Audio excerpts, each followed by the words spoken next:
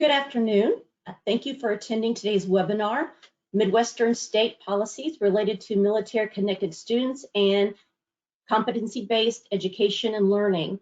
My name is Sara Appel, and I will just briefly go over some housekeeping rules. Presentations and slides are available as handouts. A recording of the webinar will be sent to you. And if you have any questions during the presentation, please place those in the questions pane on your control panel. And as always, please complete our survey that really helps us focus on what we need to do to improve our webinars or even give us some ideas for future ones.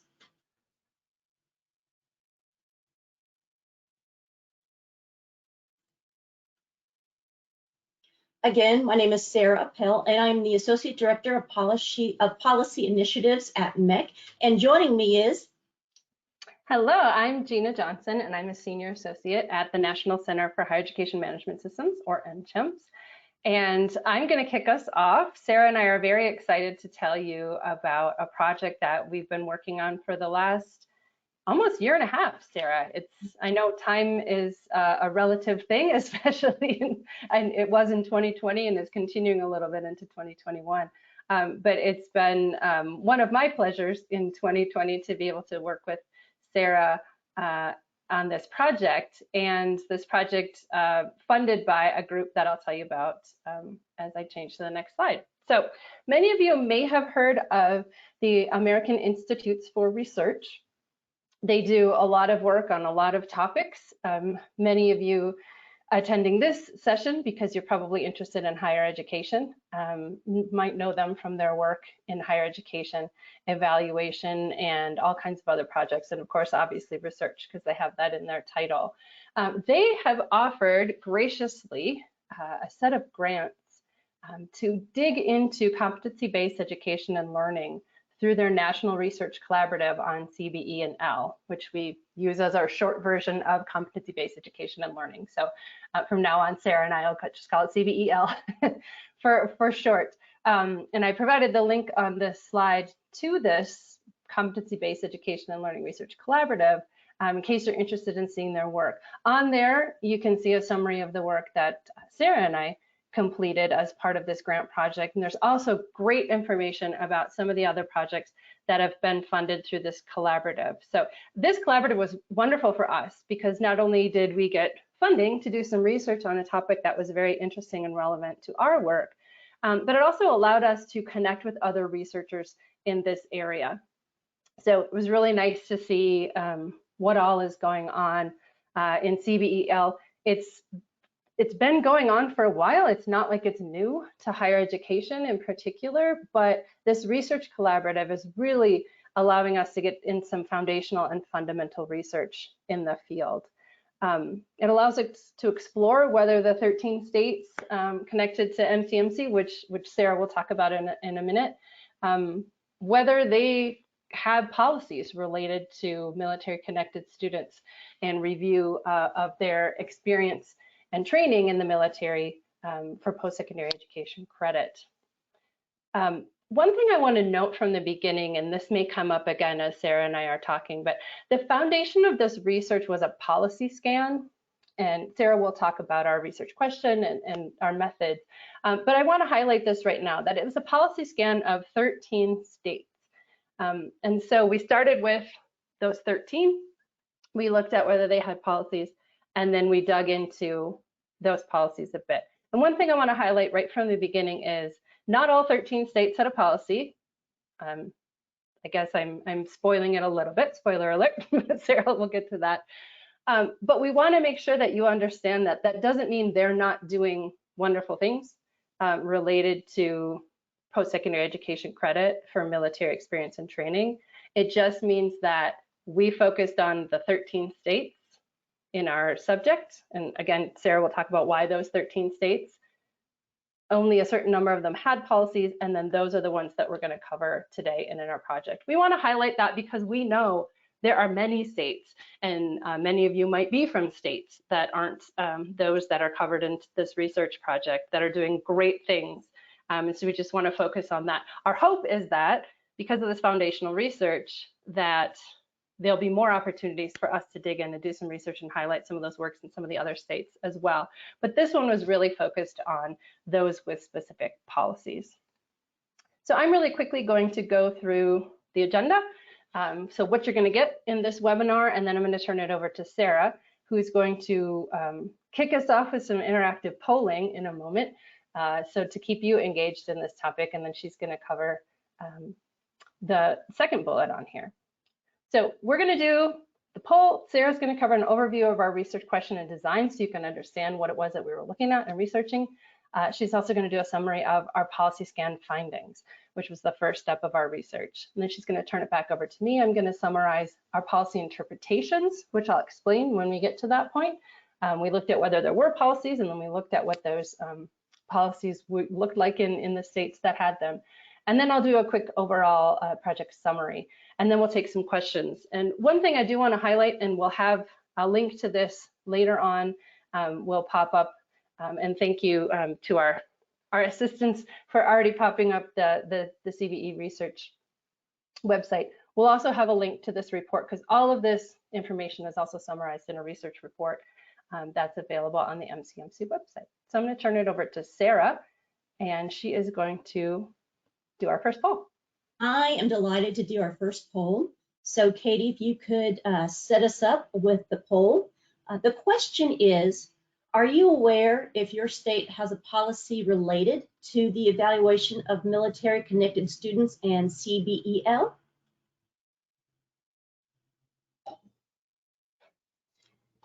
Okay, and I can see answers coming in. We'll give another minute as they come in. Thanks, Katie. Yeah.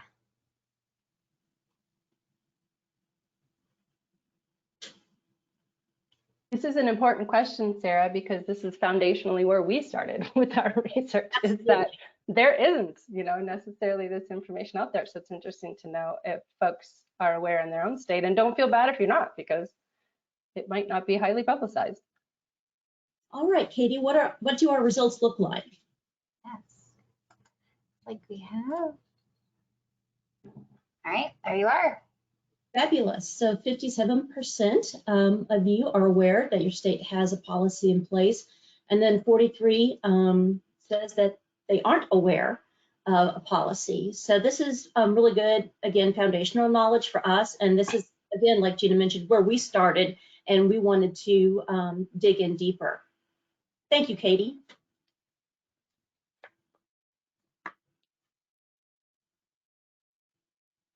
So I want to tell you a little bit about the MultiState Collaborative on Military Credit, especially its mission.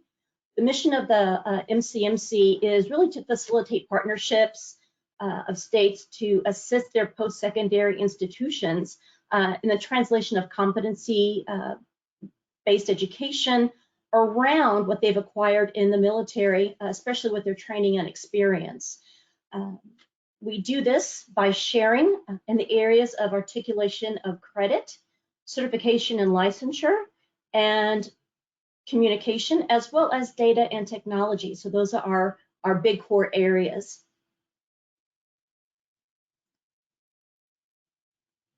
And you might be asking, okay, so what are these 13 states? The participants of MCMC are Illinois, Indiana, Iowa, Kansas, Kentucky, Michigan, Minnesota, Missouri, Nebraska, North Dakota, Ohio, South Dakota, and Wisconsin. So those would be our 13 states. So again, we started off with the question, well, what states have policies? So what we did is that the questions were used to drive our research were, what policies do the 13 states involved in the MCMC have in place that are related to military transcripts for review of education and military credit when they re-enter post-secondary education? And then how are these policies generally interpreted by the state agencies involved with the military connected students, again, who are going into college? So our research design it looks really simple on this chart, but it was very, very in-depth. what we did, we spent many hours really conducting primary research, scanning the 13 states that reference anything military connected and post-secondary ed. Then Gina and I spent time just discussing what we found, and really wanted to make sure that we understood what that policy meant or, conveyed. Especially looking to see if the policy addresses specifically the view of transcripts and experiences for the military connected students and their education. So while we did that, we wanted to make sure that we understood it. So we followed that up by contacting state higher education executive offices or agencies and spoke to the teams that were part of that policy. And we asked them about how they interpret it, what they thought. We told them what our thinking was, and it led to some really good conversations that helped us with this project.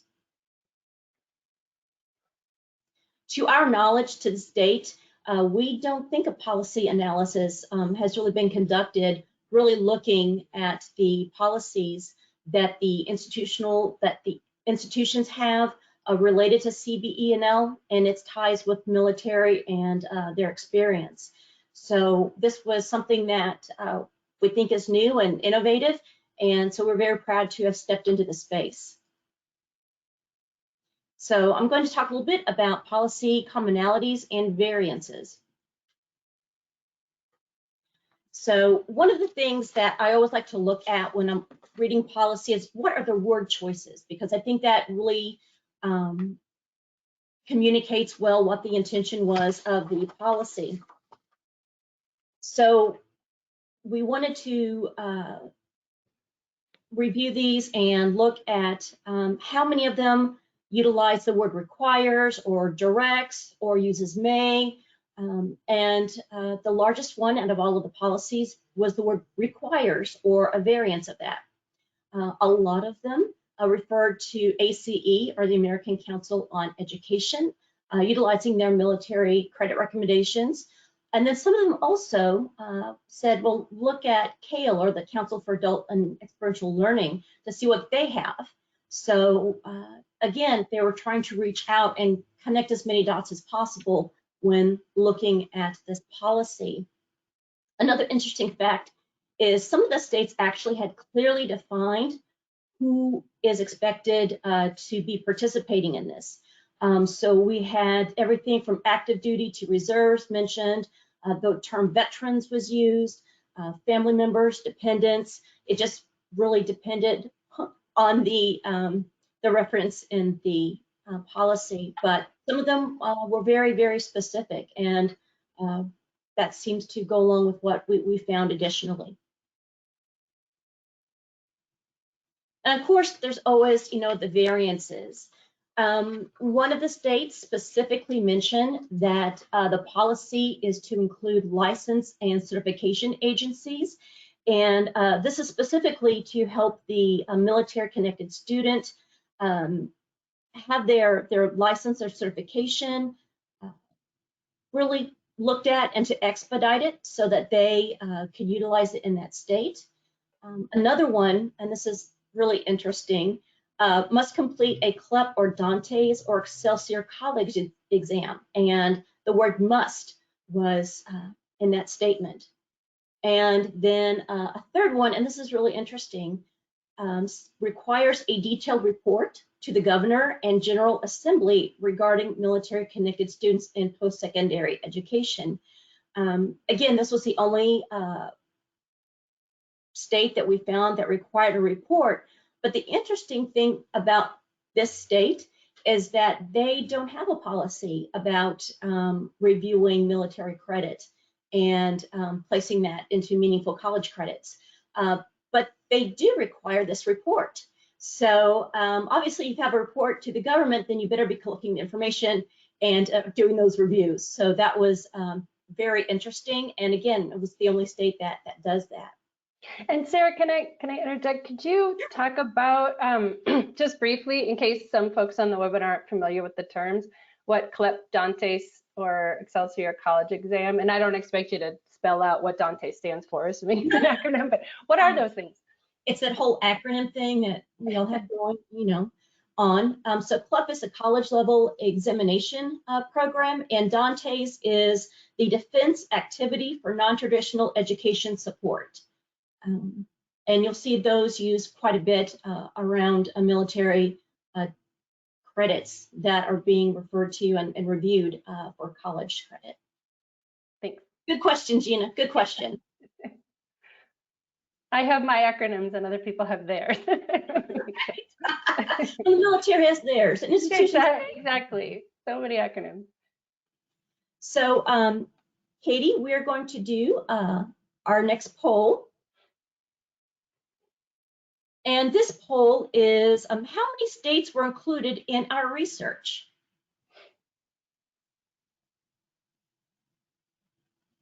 More of a trivia question. It is. Exactly. I wish we had business to give out, but yeah. Right. We don't have a CBE certificate to offer if you get this one right, but we want to see if you're following along. Give everybody about 5 more seconds. It looks most have voted. Thanks, Katie.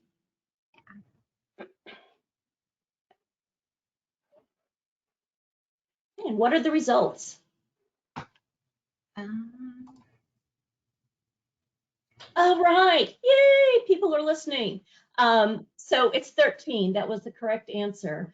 But Gina and I were discussing when we were going through this research that we would like to include additional states. And we're hoping that eventually we can do that. Thanks, Katie. And I will throw in that I'm assuming, so Sara wrote the responses to that poll, and I'm gonna guess, having been lucky enough to be a previous employee of the Midwestern Higher Education Compact, that 12 might have been one of the options as a little trick there, because there are 12 MEC states, but there are 13 states in the NCHEMC. Partly, I think, because Kentucky was just welcomed in, even though they're not a MEC state. Technically, they are part of that community, which is cool. And going way back to the very beginning of the NCHEMC, we started just having conversations with states, and because at the time I was working in Indiana, we had a lot of communication with Kentucky, and of course Kentucky has several military bases and training areas, so it just made sense that Ohio and Indiana were very close to that state, and they've been great players.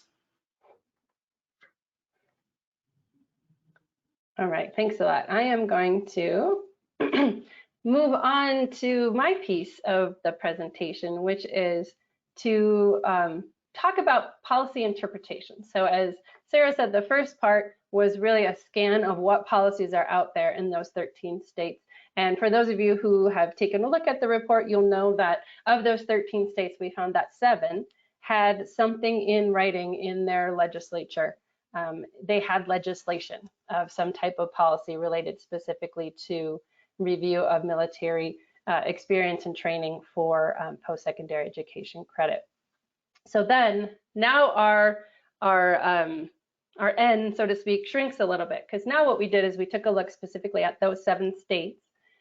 And as Sara mentioned earlier in our research design, we dug into how do the entities, and it might not be just one entity in a state, how do those entities that work with higher education in that state, how are they interpreting what this policy means and how they can follow through on what the legislature has required of them.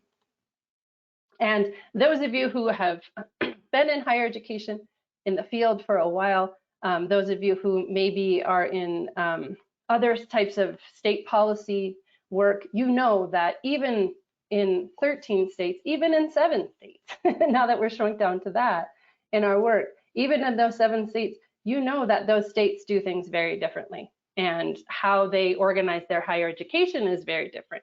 Some of them have one specific entity in charge of public higher education in the state. Some of them have none. And then there's some anywhere in between. Some of them have multiples. So we expected some uniqueness in here, but we did also find some commonalities, and you'll see some some connections to some of the things that Sara has already mentioned in terms of the commonalities of the policies themselves. But as Sara said, we talked to some folks in each of the states that's tasked with, maybe required, as Sara said, we saw that word, maybe not, maybe suggested to enact and interpret this policy and help institutions in that state, particularly public institutions, work with this military transcript review. And so one of the things we found is, in terms of commonalities, is often there were multiple entities in a state that were charged with the policy follow through. It wasn't always just one entity, and the legislature says, this is the group that's going to do something about it, and they're going to help all the institutions with it. Sometimes there were multiple entities by sort of requirement, so to speak. Sometimes it was that one entity might be sort of in charge of it, but other entities they welcomed in to assist them with it. So again, it wasn't necessarily you have to do it this way. It was, there might be one entity that's the buck stops with them to ensure that these things are happening as written in the legislation, but there might be other entities that they turn to assist them.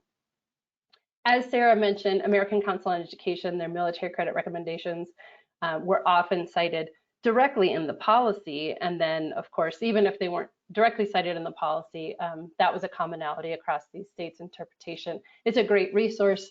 It's something that's been going on for quite a while, right, Sara? I mean, ACE has been working in this field on this specific topic and putting resources to this.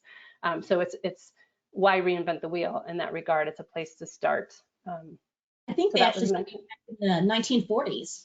Oh, yeah. Oh, okay. That would make sense. Kind of, yeah, GI Bill, when people were like, we have all these people who are going to come in. What are we going to do? Super helpful, ACE, and lots of work continuing to be done on it. It's not a static tool. It's something that they're updating. One commonality, unsurprising because this is legislation and things are run differently. Public institutions were often required to enact whatever the legislation said. Private institutions sometimes were encouraged to, sometimes they weren't even mentioned. It was, states realizing that it's the public entities that they are in charge of, so to speak, and then the private entities were encouraged to participate as well. And we know, again, many private institutions are doing great things related to this. So it isn't as if they say, oh, we don't have to do that. It's just more whether there was that word required, and whether they were tasked with, reporting or sharing what it is that they're doing.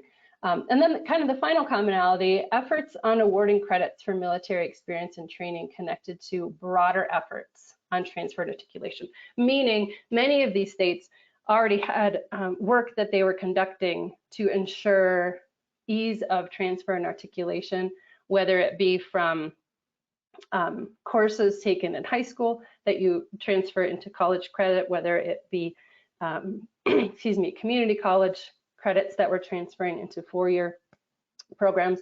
They're already doing a lot of work around transfer and articulation. So some of them, as part of that larger piece of work, were highlighting and specifically targeting military connected students. All right, and then variances. So more dots on this one, no surprise. Even among 7 states, we had some variety here, understandably. So we found varying levels of reporting.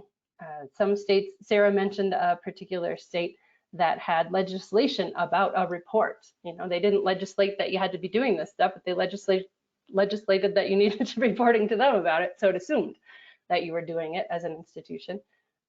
Some of them have aggregated student data. Some of them had survey data where they might survey an institution and a leader there to see what institutions were doing. But there were some different requirements, and we use that term, I use that term a little bit loosely. Sometimes they were recommendations and not requirements. But of course, oftentimes in this, these data cultures that we have in higher education, folks are interested in how is this working, how many institutions are doing it, how many students are being impacted by it. So we found sophistication across states where they were thinking about how they were going to collect data to assess how they were doing. Another thing, I was really excited about this. This is one that just was a real highlight for me as a part of this research process to hear about different states having these networks of professionals that are engaged in collaborative work to encourage consistency across the state. So, you know, to use the old adage of a carrot and a stick, you have to do this versus, you know, we encourage you to do this. Many of these networks had been happening before any policy was put in place, and some of them actually impacted the policy, which was kind of cool to see too. They helped with the writing of it and the language of it because they've been working on this so long. Some of them came out because of the legislation, but there was real interest in collaborative work within these states to think about how can they help. Maybe it's a representative from each institution to figure this out, and oftentimes those private institution representatives were welcomed in as well, because again, maybe they weren't required to be doing these things, but they were encouraged to do it. So it was really nice to see that collaborative work. You know, think of it sometimes as grassroots work, that top down and grassroots was happening in a lot of these states at the same time.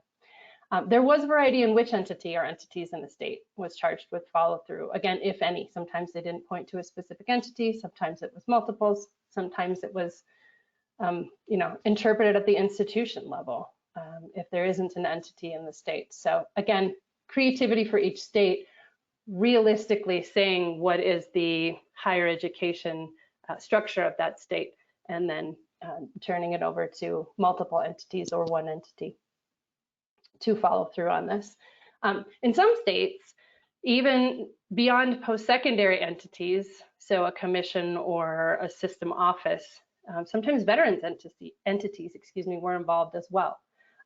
So again, not necessarily specifically listed in any legislation, just how it shakes out when people sort of look around and realize who's going to help us with this and who's going to, you know, have knowledge and experience and a network of people who can get this done. Oftentimes veterans entities as well, because they're advocating for military connected students in higher education. And so that it was a natural fit to have that knowledge and that experience and that connection of those entities. Gina, I just wanted to add. Please. I was really, Gina and I were both very impressed about the network of professionals that she mentioned in bullet point number 2. This state actually got groups of faculty members together, and they looked at very specific occupational codes.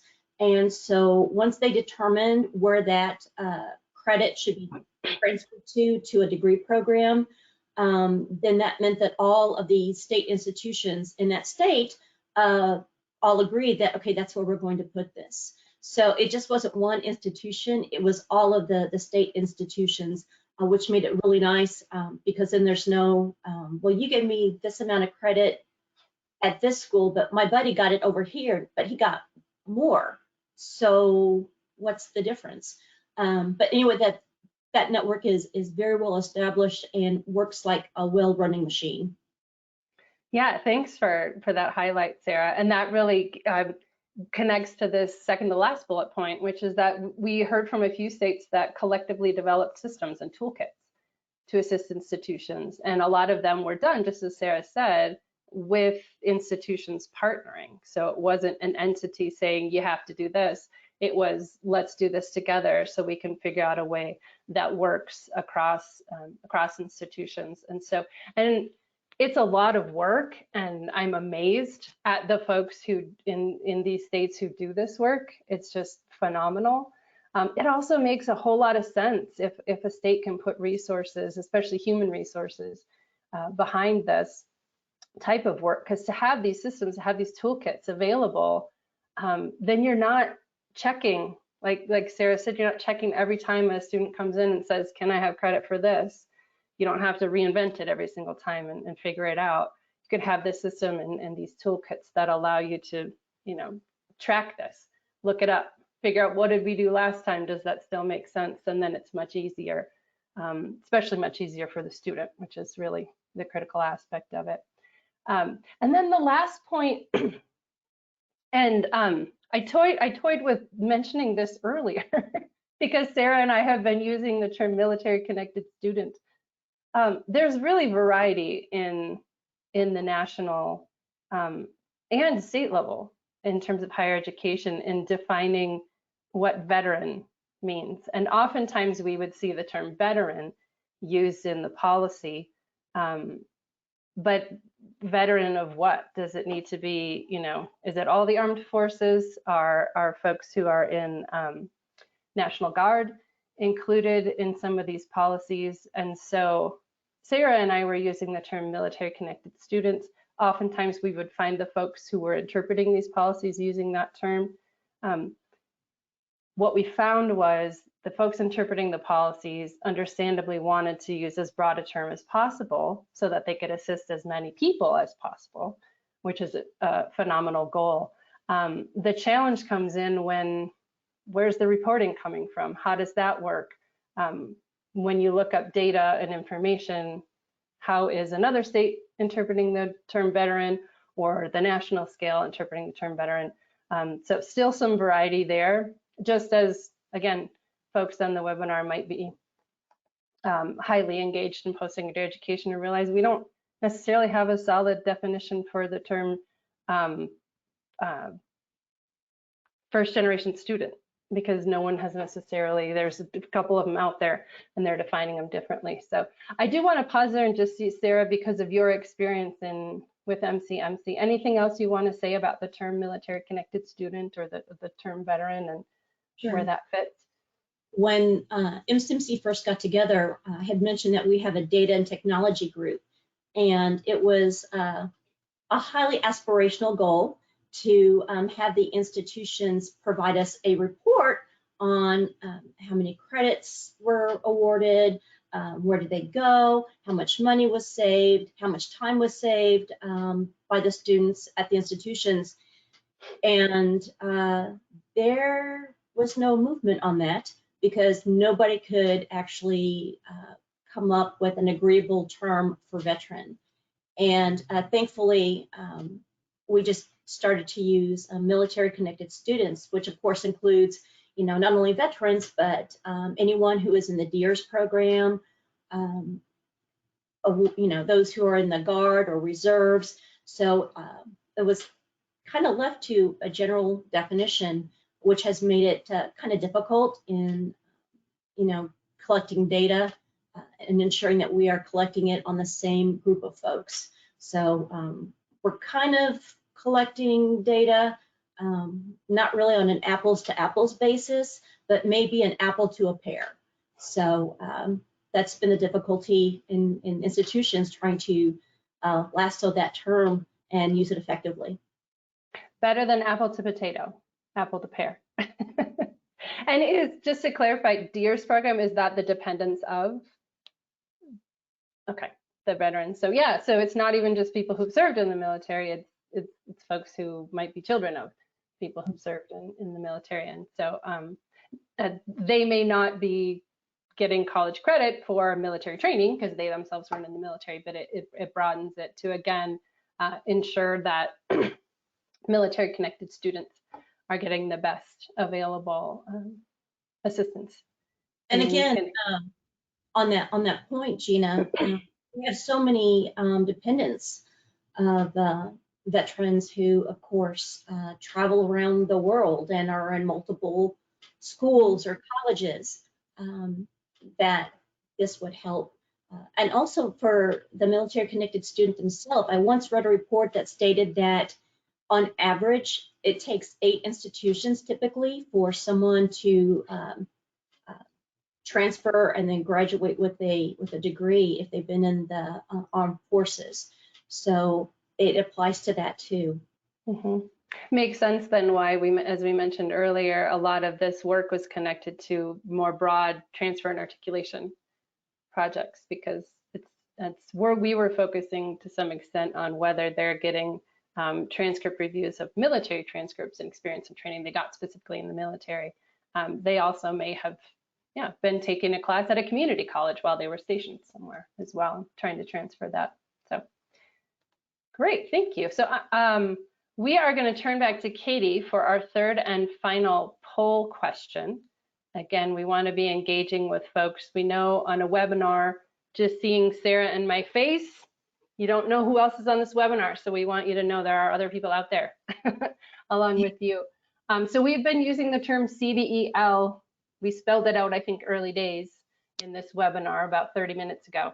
But tell us what you understand CBE and L to stand for.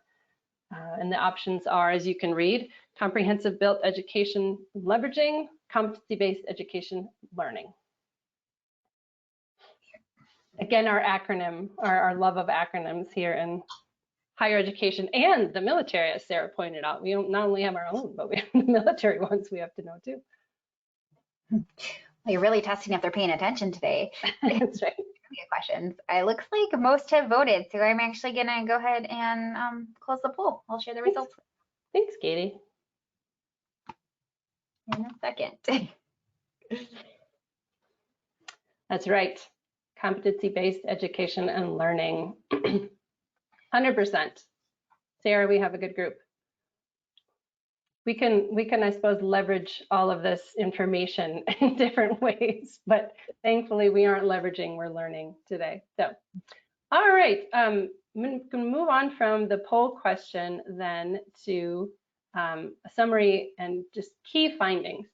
And again, I want to highlight, and we'll have the link placed in a little bit towards the end of the webinar, but all of this information is summarized in a relatively brief report on the NCHEMC website. So you can dig into it in a little more detail. You can see, you know, which 7 of the 13 states actually had policies, and then look at the summaries by state in that report. We want to turn you to that specific document for that information. But to summarize a few key findings, what Sarah and I found when we did this research is that some states with policies are doing some really exciting work connected to data reporting, connected to training.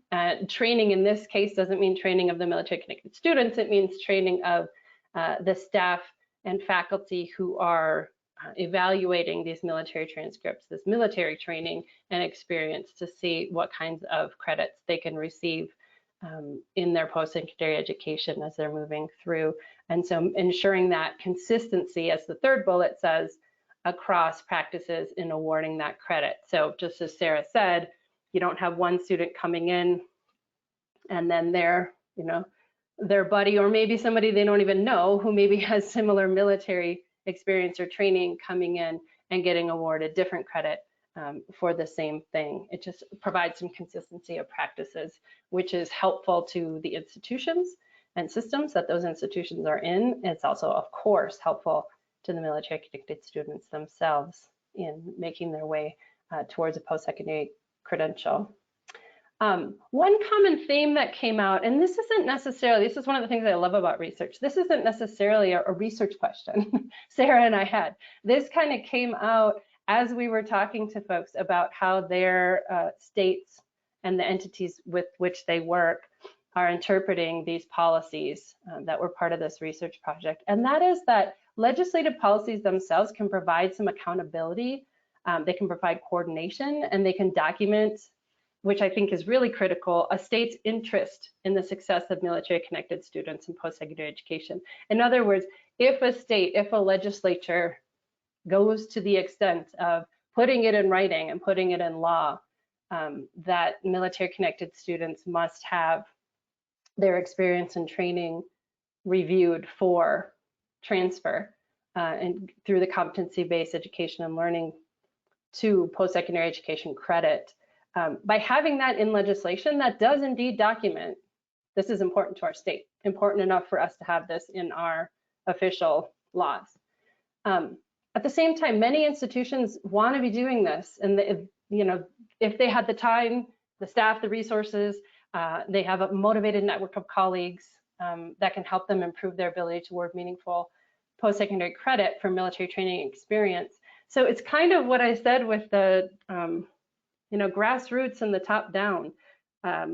We didn't go so far. We're not evaluating which states are doing this well, any of that. This wasn't an evaluation project. It was simply a policy scan to say which states have the policies, how are they interpreting them, But it was interesting to see, and I you know, any good research kind of ends with, and what I want to know next, if I can get some more time and resources to research this some more.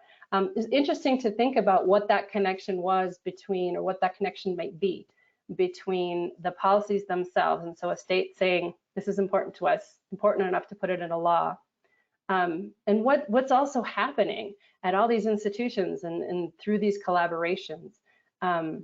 So again, we would never say, and it wasn't part of our project to say a state should have a policy or not. And if they have a policy, it should look like this. Not the point of this research, but really interesting to think and kind of tease out maybe for further research, either with us, Sara, you and me and our organizations, or with folks who are on this webinar, who I'm sure many of you are researching this topic as well and thinking about this. We just kind of want to plant that seed that we think something interesting to look at next would be, you know, what is that connection between whether you have legislation and what you're working on? Because sometimes legislation can force, so to speak, or require the resources, and it's really those resources, human and otherwise, that get you the ability to actually put together some of this good work. So we'll kind of end on that, teasing, well, maybe, you know, there's interest and there's definitely questions for future research.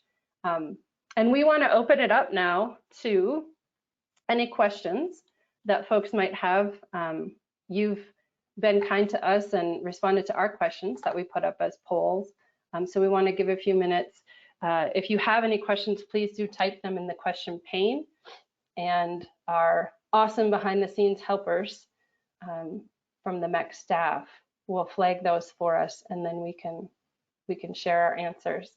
And while you're thinking and possibly typing, again, want to remind you that this is all of this work is summarized in a more formal report on the NCHEMS website, and we'll provide that website itself, that link, in a moment as well, in case you want to dig into it if you haven't yet. And we did put on the bottom here, it's okay if you don't have questions.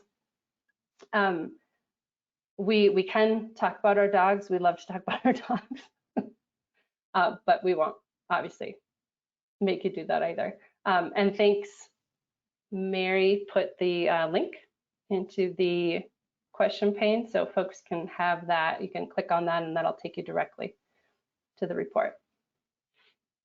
I want to share my thanks. One of our listeners caught me when I was describing Dante's, the organization and not the test. And the test is the DSST. So thank you for that. More acronyms, but thank you for letting me know that I had misspoke. So good catch.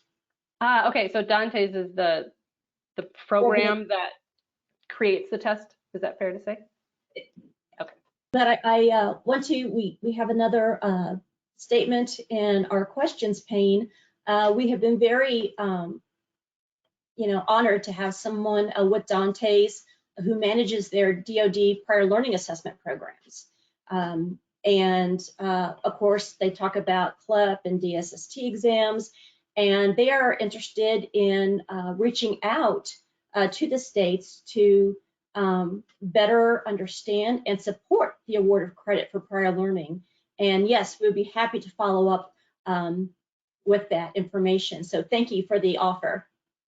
Fantastic. And I would key in on that. So for those of you who've been watching in the question pane where Mary has been placing the links, there's a link direct to the report, and then there's a link mec.org/NCHEMS. And that link, if you go there, you can find the report. You also can find out a lot about NCHEMS, and that would be where I'm sure Sara can connect. So I bring that up because of that connection idea and connecting folks to these resources.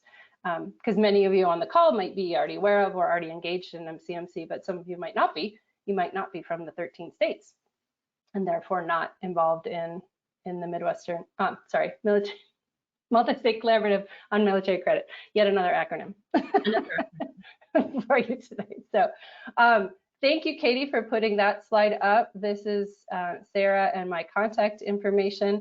And I don't know if this is true for you, Sara. It is for me. That email is definitely the better way. I appreciate we have our phone numbers on there as well. But like many of you, I'm sure, not going into the office, so I can get voicemails, but I don't have a direct line that goes to a phone at home. But email, I'm on constantly. So please do email us any questions, or if you want to engage with this further. Again, we welcome you clicking that link and reading through our report. And we welcome, frankly, we'd love to know about research other people are doing, and we'd love to see more research in this area. And we hope that Sara and I will continue to be engaged in this as well. And also any feedback that you have regarding a report of the policy scan. We're always interested in finding out maybe we missed something because the policy scan, our initial work into finding that was really complicated and took a lot of time. So if we missed something, please let us know, and we can make updates to the report as things change. So yeah, please give us your feedback. Good call, Sara. And there is another question did pop in. So want to make sure we get this. I'm going to read it out loud because this might be, Sara, if you don't have an answer to this, that's fine, but you're more keyed in on this stuff than I am. So the question is, are you hearing in conversations at the federal level, like the Veterans Administration, mandating policies for colleges that receive federal funds? This would serve as an incentive to develop or improve policies toward military credit. You heard any rumblings about any mandating of policies tied to colleges that receive federal funds? Sure. So it goes back to the DoD MOU, Memorandum of Understanding, and this is for programs specifically for the tuition assistance that active members can take advantage of that will help pay for their coursework. So that I know there is that, and there's also the Principles of Excellence, which are built into that DoD MOU, which has institutions providing military-connected students, for example, a roadmap of where their program is, here's where you are, here's how long it will take to finish, as well as some financial information. By the time you're done in 4 years, this will be the amount that it will cost. So anytime less or more than that will definitely affect the price, but they generally give it to you in 4 years, depending on what your degree is. And great, thanks, Sara. And I would just add in that, unsurprisingly, there's going to be lots of new information coming out, new potential policies and requirements at the federal level, because we have a new administration who've come in. And so those of you who've been following the reauthorization of the Higher Education Act, which is not a presidential mandate, that's Congress, it takes care of that. It'll be interesting to see whether they can get that through soon. Some folks are optimistic about something like that going through and what that will include, simply because the same political party has essentially a majority in both houses of Congress, and that the likelihood of something going through in a situation like that is more likely. Whether that will include anything related to military connected students in any of that legislation related to post-secondary education kind of remains to be seen, but it's a good thing to watch out for and to think about.